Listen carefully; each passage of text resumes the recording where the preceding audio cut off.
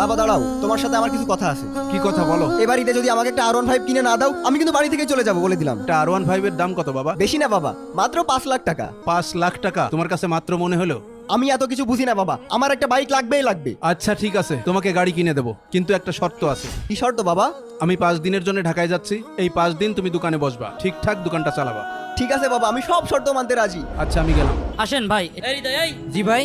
এক কাপ চা নিয়ে আয় যা। ভাই এই নেন আপনার চা। চায়ের সাথে ব্যঞ্জন না হলে জমে নাকি? এটা ধরায়। ভাই এটা আপনি কি করছেন? আপনি দোকানে বসে সিগারেট খাচ্ছেন? আমি আমার বাবার টাকায় সিগারেট খাবো, তা আপনার সমস্যা কি? ভাই আপনার বাবা দোকানে বসে কোনোদিন সিগারেট খায়? আপনার কাছে আপনি যান যান। কি করতে যে সব কর্মচারী আব্বু রাখে, মেজাজটাই খারাপ করে দিয়েছে।